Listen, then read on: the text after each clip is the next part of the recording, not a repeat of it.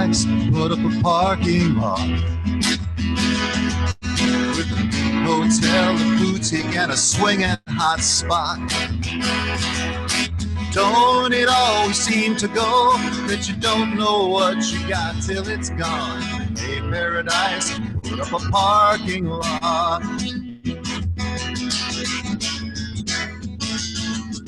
They took all the trees, put them in a tree museum.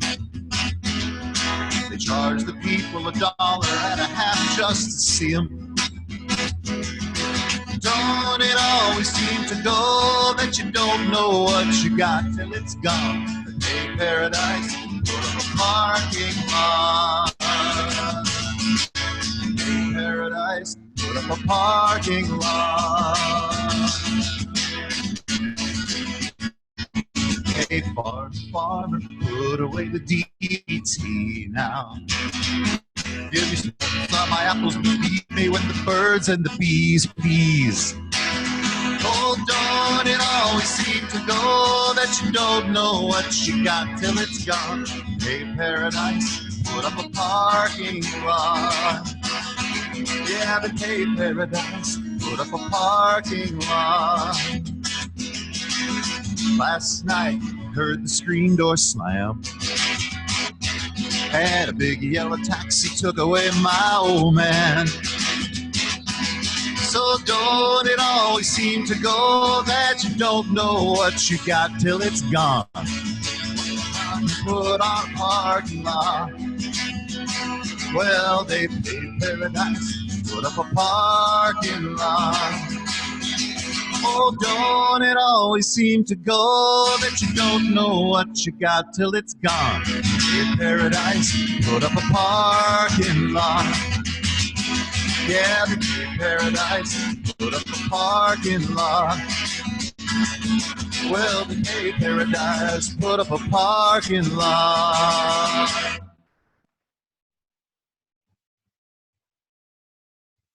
This is a new day. This is a new day, full of sound and light and expectation. This day has been waiting for you. This day has been waiting especially for you, to embrace you, to guide you. This day has been waiting with open arms, just for you. This is the day we have been given. Let's not waste it.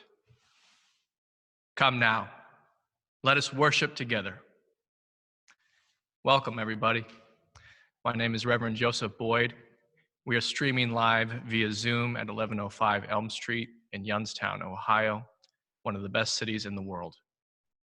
It is my pleasure to welcome you into this faith community, a faith community that has always supported the marginalized and the vulnerable. And one way we are doing that today is to offer all our ministries, including worship, via Zoom, so that you can be in the comfort of your home without having to go out and risk anyone's life and help our healthcare system catch up to this pandemic. So welcome. We started this week with a number of virtual meeting opportunities. So you're gonna be finding that on the front page of our website, also in our weekly update. We're gonna offer opportunities for all of you to connect from your homes across Ohio, across the country, across the world.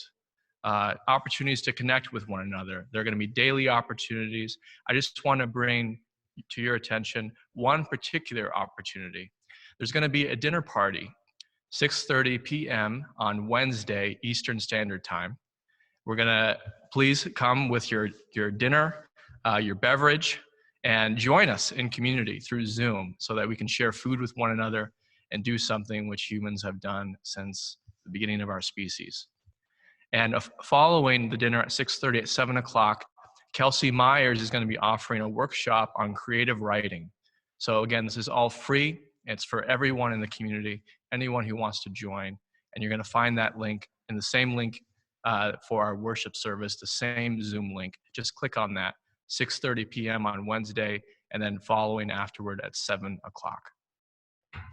Many of you know Youngstown in the time before this pandemic already had many people who were on the edge, living on the edge, financially, emotionally, spiritually, in every way.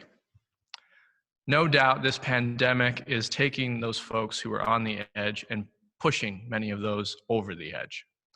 And given the slow response of our federal government to offer aid, I wanted to let you know that I'm working with our local church leaders to offer some kind of assistance for those folks, whether that be food, whether that be going out to get medicine, whether that be temporary financial assistance. We have a setup that we're working on now to offer some kind of net. It won't be perfect, but it will be something. So if you know of anyone in this community who needs some of that safety net right now, again, in terms of food, medicine, or some kind of temporary small financial assistance, please be in touch with me. Again, you'll find my information on the front page of our website, UUYO.org, and we will help those folks. It is such an honor to be with you in this very special time. It is a very difficult time, but I think that together we are learning what real community feels like. And so please, keep in touch. And now we're going to have a chalice lighting by Sarah Lown, a member of our community, from her home. And she's going to offer us a few words about her experience during this time and something that may be helpful for us. So now we can switch to Sarah Lown in her home. Thank you, Reverend Joseph. This may or may not be helpful. Good morning, folks. Let's see how this Zoom chalice lighting goes. I brought a little candle here, and I've got it, and I'll light it at home. And if you have one handy, you might want to join me. If you don't, maybe next week, you can pull out a candle in advance of the service, and we can all light together as a sort of virtual communion. Like many of you, we were sent home this week from my office in order to shelter in place and continue working. And I have done that. I packed some boxes, I wrote a to-do list, I set up schedules, etc. And I said to myself, hey, this is a perfect time to get organized and maybe even clean the basement. And so far, I have been successful at none of that. So far, what I've been doing is tuning into conference calls, Zoom meetings like this one here, and one-on-one conversations. Those conversations on the phone seem to linger. People share stories. The things they say get precious to me. It gets personal. Dogs and kids pop up on webcams. Oh, here's one. Ha! And some of us share their anxieties. Some of us are saying they can't concentrate to save their lives, but others are saying they're happy to work at home and they don't mind doing this one bit. So there's all kinds of responses to what's going on, but the one thing we seem to all share is a lot of anxiety. One morning I decided to go visit Sam's Club. We really have enough bathroom tissue, but I was curious, so I went. 12 minutes before opening time, I queued up number 68 in line. I counted. I asked everyone around me, are you here for toilet paper? I got a lot of laughs and a lot of sheepish nods. That got the conversation going, and it was delightful. People home with kids, people far from loved ones, people who had expected this to come all along and they're prepared, and people who were flat out scared. Once inside, there was an ugly little incident in the paper towel aisle. Other customers went around and they tamped it down, but it reminded me how skin-deep courtesy can be. It reminded me that every word we say and every move we make matters. I imagine every one of you is considered worst case scenarios. Gabriel and I already watched all the pandemic panic movies on TV, and they always end with tanks rolling down Main Street. It seems every colleague of mine has a friend in high places who is willing to share state secrets, and all of them are full of dire predictions about martial law and more. Yet so far, every dire prediction I heard these past 2 weeks has been dead wrong. So there it is. Dire predictions are just fictions, and none of us knows how this is going to go.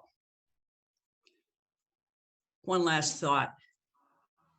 All week I've been thinking about Gabriel Garcia Marquez's book, Love in the Time of Cholera.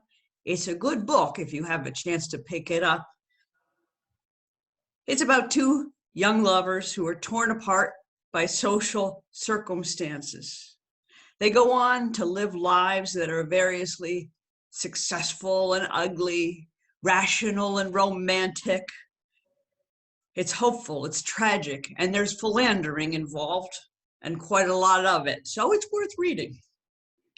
Finally, there's a quarantine. And without spoiling the plot, that quarantine becomes a sort of liberation. It's a liberation from the social strains of everyday life. And I believe the same could happen for each one of us. So we light this chalice to shelter in place, to be at peace, and design your days in your very own ways. And good luck.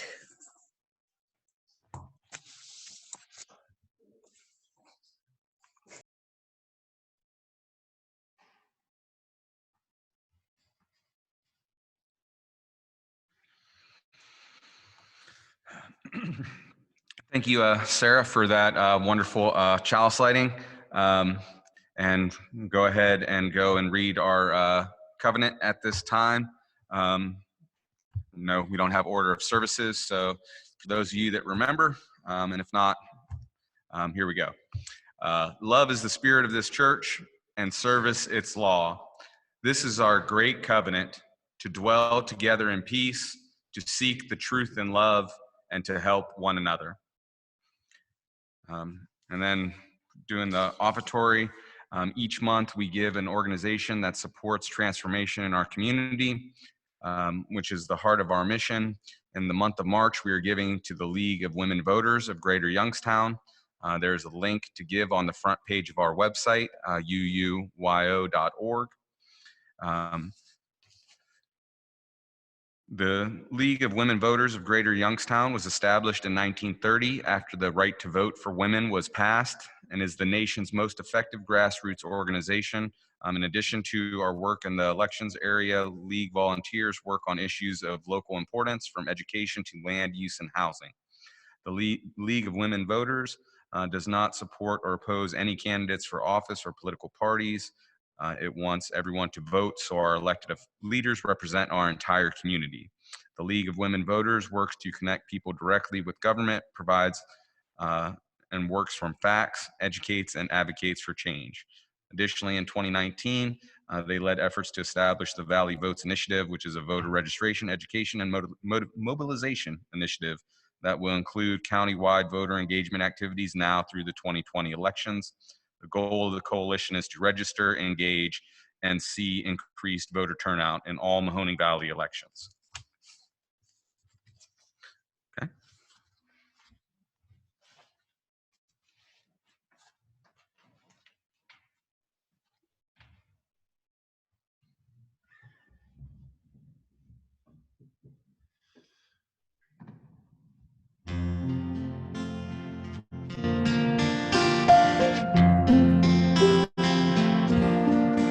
I see trees of green,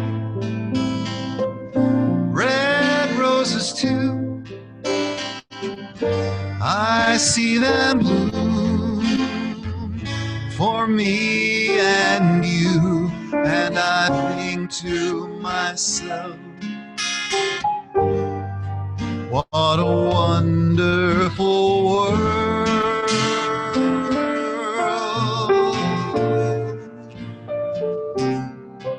I see skies of blue, clouds of white, bright blessed day in the dark sacred night, and I think to myself, what a wonderful world.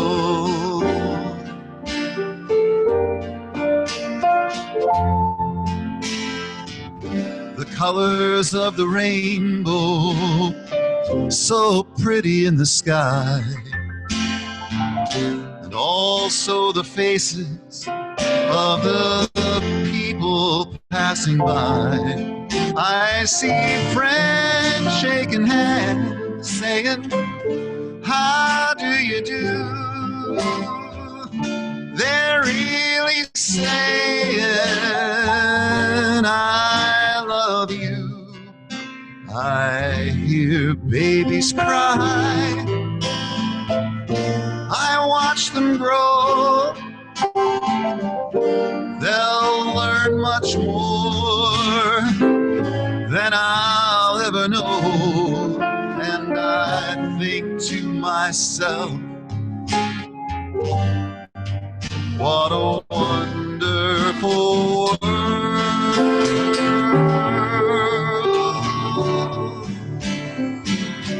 Yes, I think to myself, what a wonderful world.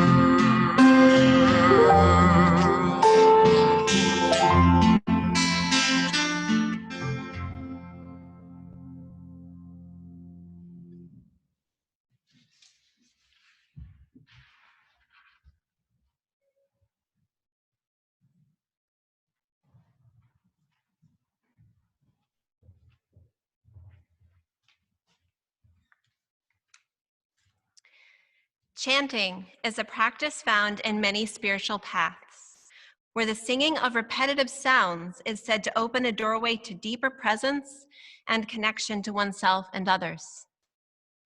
So I'm going to lead you all in the sacred unity chant. The words are Allah, Allah, Elohim, Elat. All are words for God in ancient human languages. Allah is Aramaic, Allah is Arabic, Elohim comes from biblical Hebrew, and Elat means goddess in ancient Canaanite. So I'm going to start us off. You are invited to join in and sing with me wherever you are, but please keep yourself muted so as not to overwhelm our Zoom system. So if you also prefer, you can just listen at home. So after I bring the chant to a close, Reverend Joseph will sound the bell and we will all share silence for a few moments.